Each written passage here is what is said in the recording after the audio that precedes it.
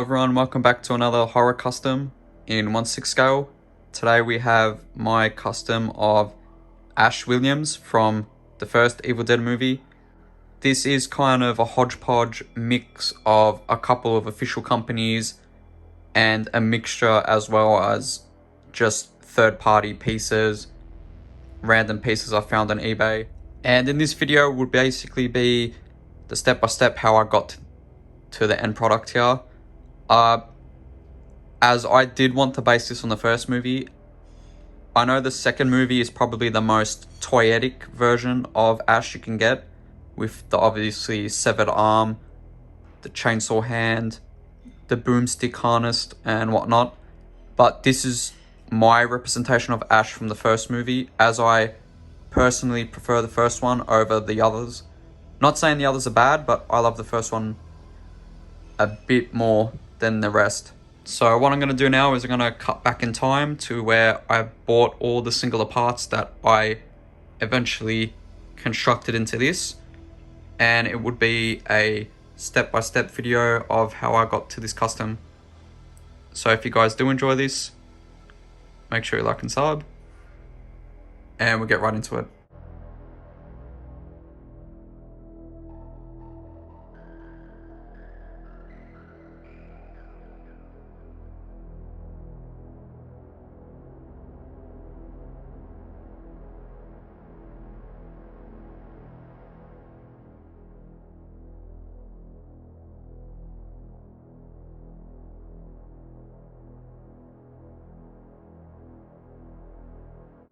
Hello everyone and welcome. Today we have another 1/6 scale horror custom figure that I'm going to do today. And as you can see, it is my attempt here of a customization / kit bash of the Evil Dead Ash. If you've seen my channel, I'm a massive horror fan, and obviously I collect pretty much a lot of horror related stuff. And in the recent couple of months, I think the community that collect horror stuff in the 1/6 scale world were a bit disappointed with a recent company's release, which was Asmus Toys, and their interpretation of Ash Williams, or Williams, or their, however they misspelt that. But without any more rambling, if you guys do enjoy this, make sure you like and sub, and we'll get right into it. So what I thought of doing is a preparation breakdown of the stuff I have on hand that are going to be needed for this custom. So basically what we have here on the right, we've got the two accessories there, which is from Asmus Toys. Obviously the Necronomicon, Book of the Dead, and their version of the chainsaw. And then here on the right, we have the Sideshow Collectible Head-Sculpt from Ash. Now, I'm not 100% sure this is the official made one, or if it's a recast. So what I'll do is I'll go a bit closer up so you guys have the original official one, can tell if there's a jarring difference. I missed out on the original Sideshow one. I wasn't collecting back then, so yeah, I completely missed this. I think out of the two that we've got from Ash, which is obviously Sideshow and Asmus, this is the clearly better one, but I don't think it's worth the price people are asking for though. So I just chose to get the Head-Sculpt, which again, I'm not too sure if this is the official one or if this is just a recast. I mean, if it's a recast, this is pretty good. This is actually very good in my opinion. Much better than what Asmus promised us.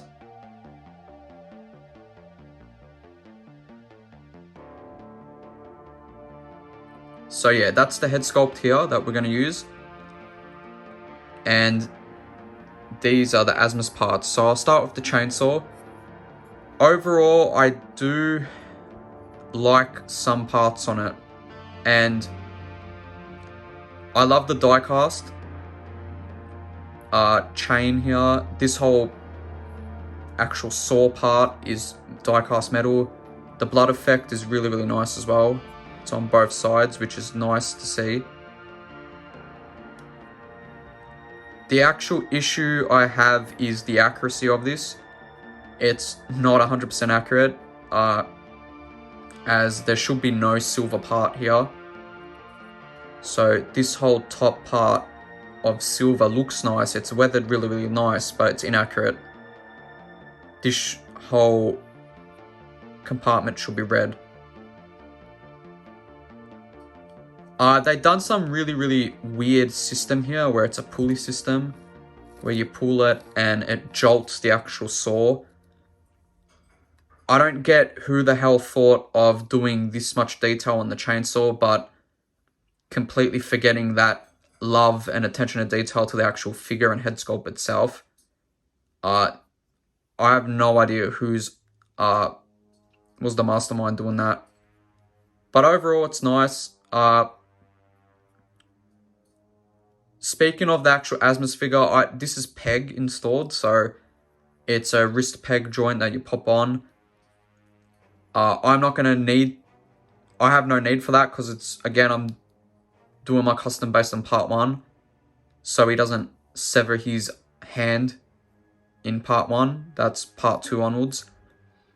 But my point is, this is a peg joint and this is die cast. So I don't know how people are posing this. This probably should have been a magnetic joint,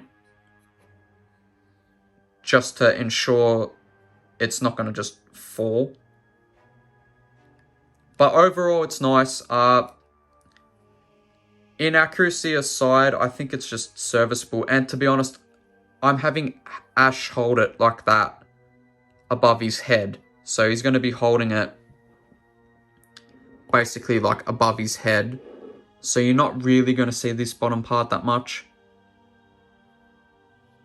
But it's a chainsaw, it's serviceable. But again, the price Asmus were asking for, it should have been 100% accurate. And that's the main reason why I opted to not get that version.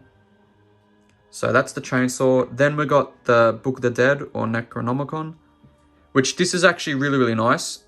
This is probably the best accessory that they gave, because it's pretty much 100% accurate. It's got pretty much all the pages. So you got really, really nice detailing with all the pages here. And again, I just don't understand why they opted to go so detailed in these parts, but just completely lose every detail in their version of the head sculpt. Because this is really, really nice. Like, I'll throw up some screen used, well, I'll throw up the actual prop, Necronomicon, and the pages. And again, these are really, really dead on from the movie. Just a quick cut here. This is post-editing Cozzy right here. This, I said before that this is accurate, or it is as identical as the prop from the first movie and second movie. That's actually incorrect. Because I thought that this was stuck and I thought there was a front page to this, but it's not. This is the front page from this version of the Book of the Dead, and it's all incorrect. I've actually cut and I went through it.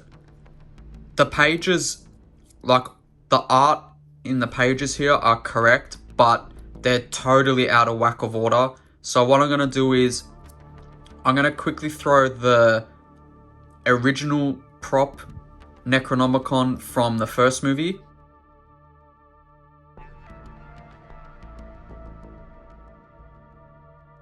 And then I will show you now also the second movie, because there are some differences.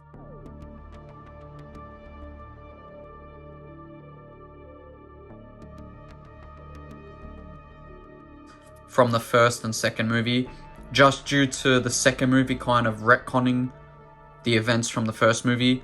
So they added the lost pages, which were essentially an add-on to the Necronomicon. And when you compare it to this book from Asmus Toys, it's all out of whack. Everything is completely out of order.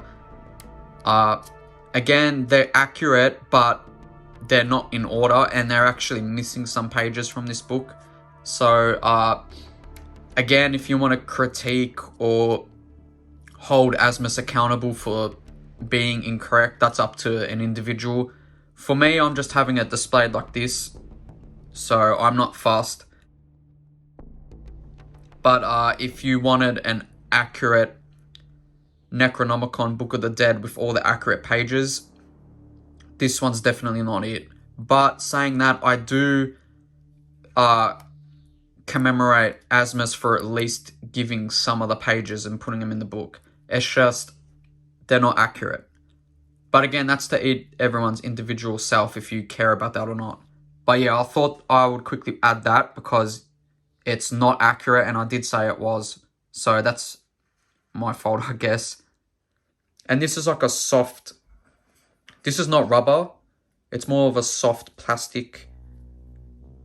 So this won't melt or rot.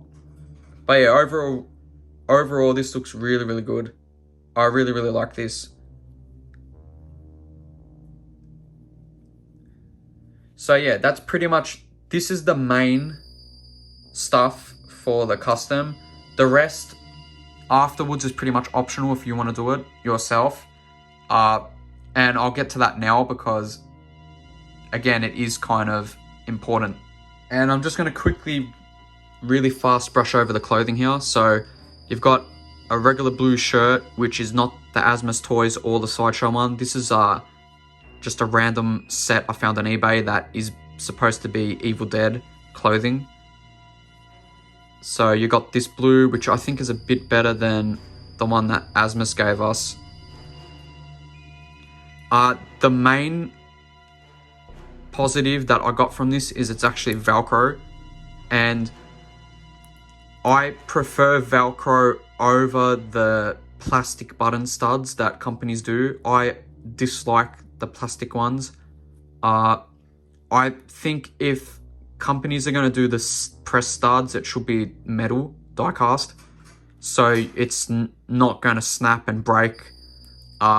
And I've seen a lot of people's Asmus Ash shirts have the bend in the little pin that needs to clip on, and it's just been a complete mess. And that's not just an Asmus problem, that's a 1/6 scale problem. I think if you're not going to do Velcro, do what they Hot Toys done with the John Wick, where it was a magnet strip, or have die cast press studs, because again, you're not going to get breakage from that. So that's the shirt aside.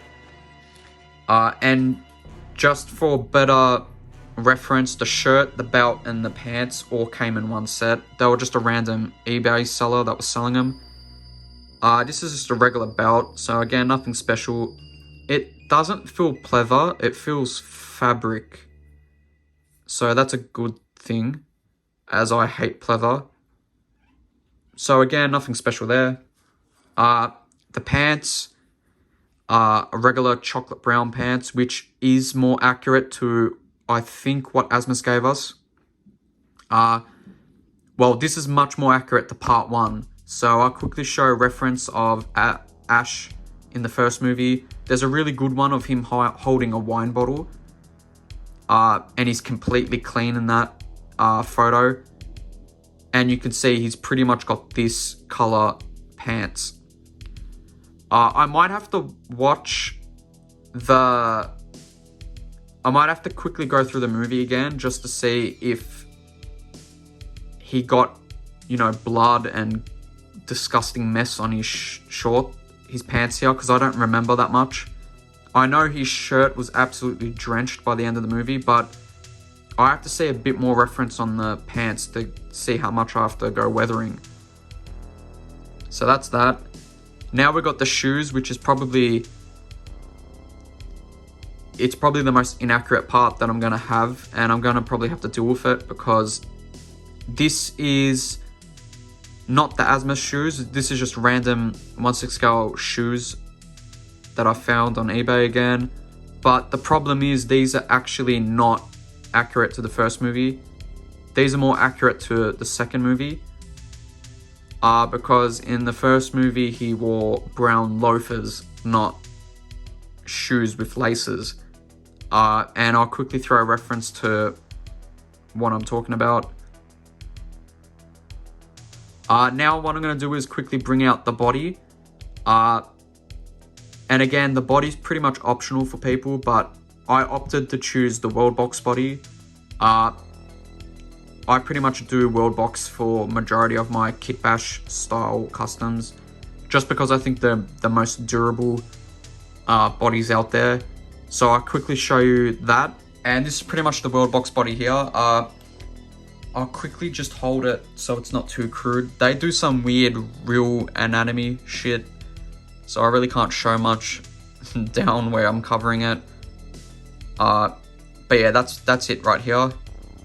Again, this is a pretty hefty, tough figure. The joints are very strong, and that's why I've always liked World Box over the other conventional ones. And especially the wrist pegs are pretty much hidden as much as you possibly can.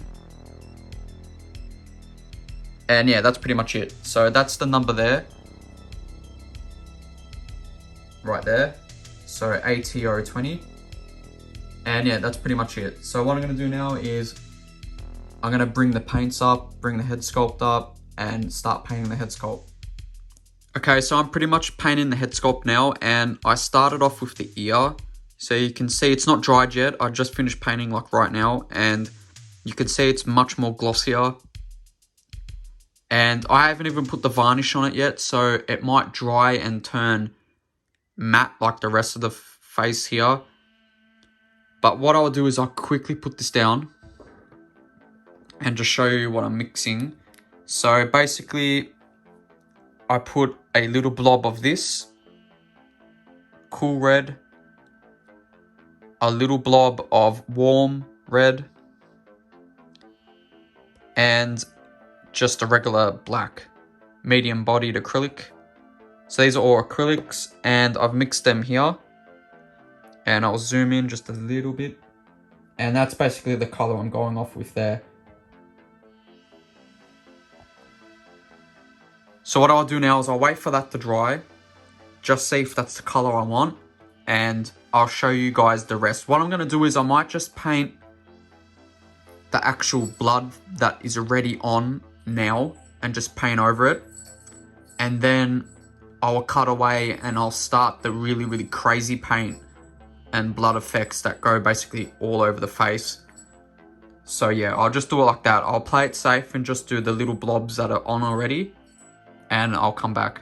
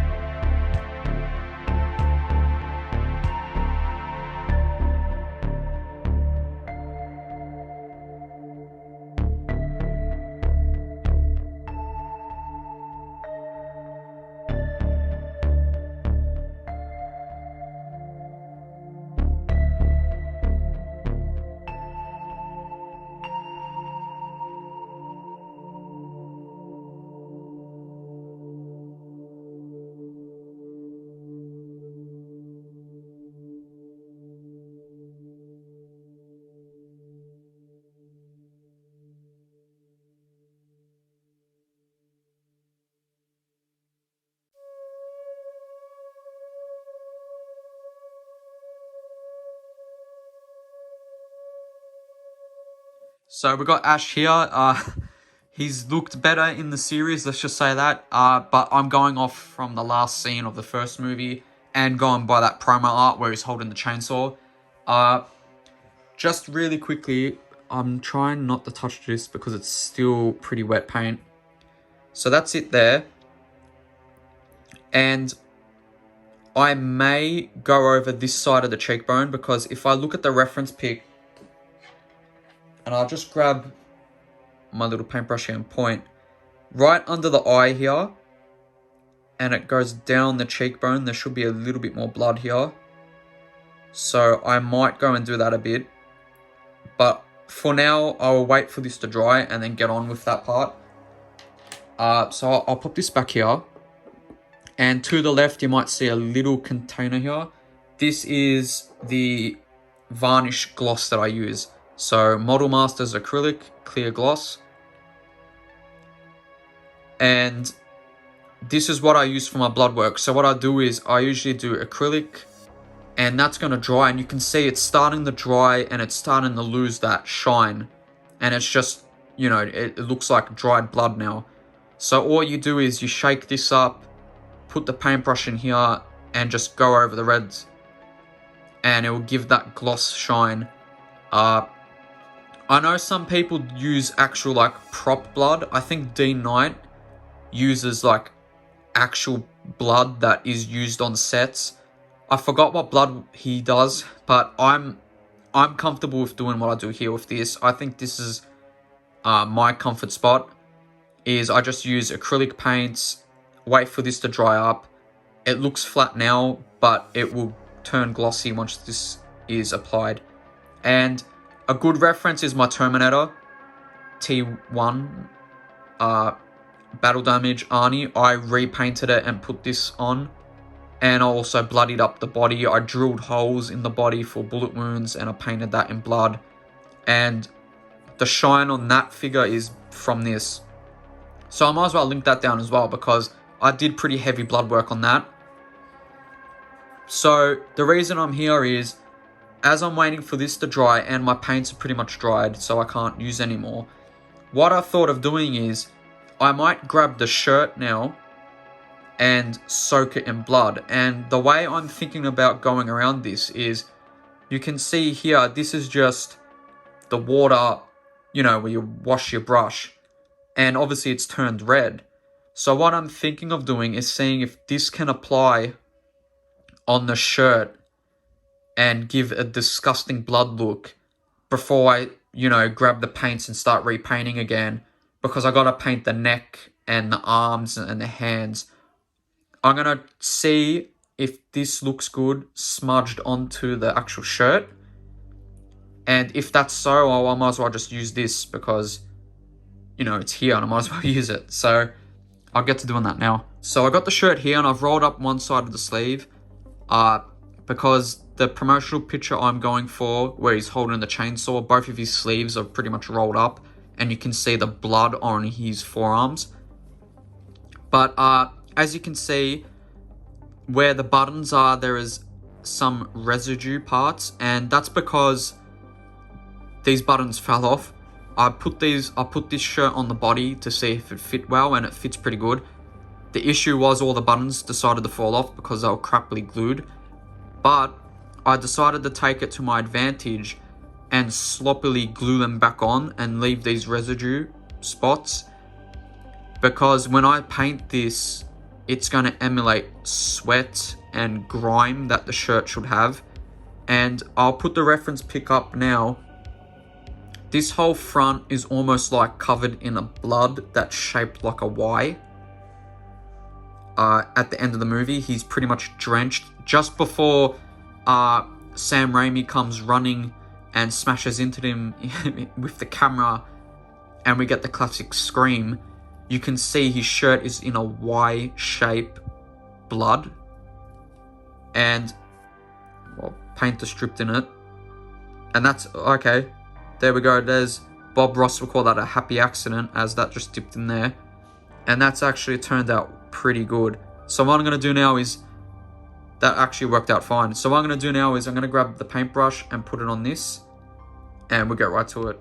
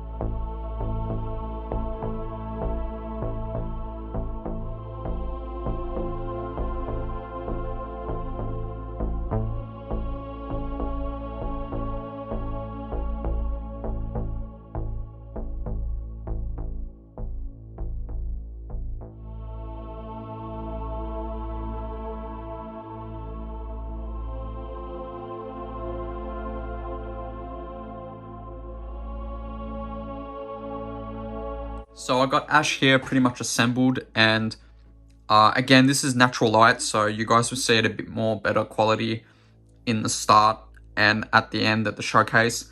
But this is because now I'm basically painting the neck and the arms.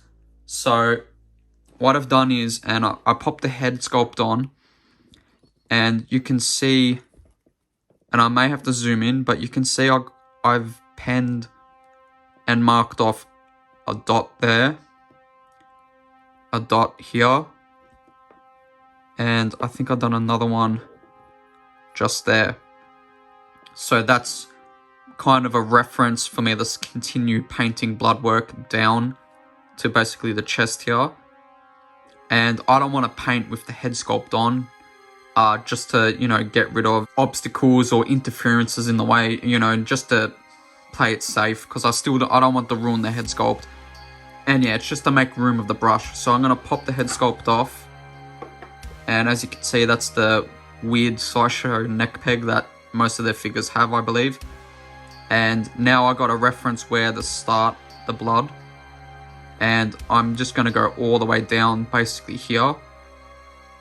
And yeah, that's pretty much it. So what you'll see now is basically a montage of me painting this neck. And just really quickly, I already applied this onto the head sculpt. And this is again the acrylic varnish. And you would have seen this a bit better in detail at the start. And yeah, this is pretty much the head sculpt in natural lighting. And yeah, I think the blood work turned out pretty good.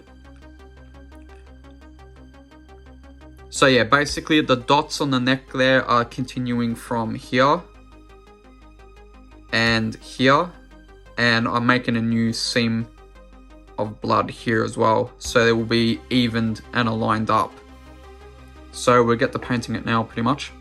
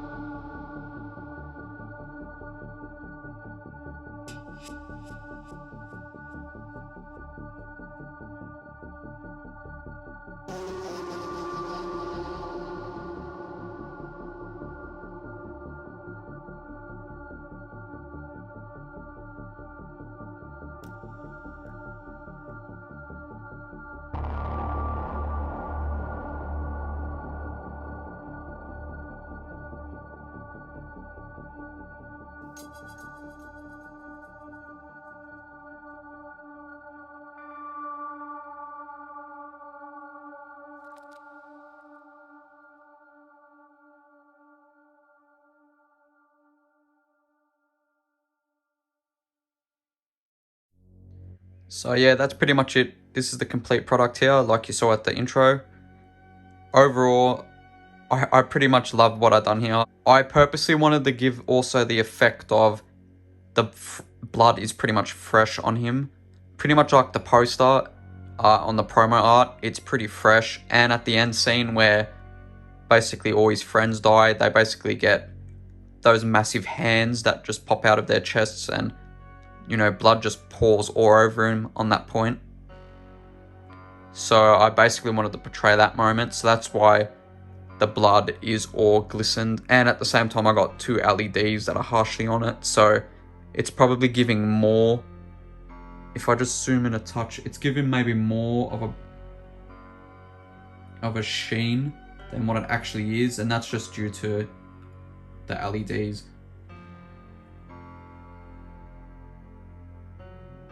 But yeah, overall, I'm really happy with this. And like I said, or hopefully I did say, that if another company ends up doing an Ash, it's most likely not going to be this version. It's most likely going to be the version from part 2 onwards. And I'm okay with that, because I would probably still get that one. Just because, again, I think this is too niche of a look for Ash. Not a lot of people would like the bloody drenched Ash. They will like the other version where he's more, you know, like I said, with the harnessed, that part 2 look. So yeah, overall I'm really happy with this, and I like the way it turned out.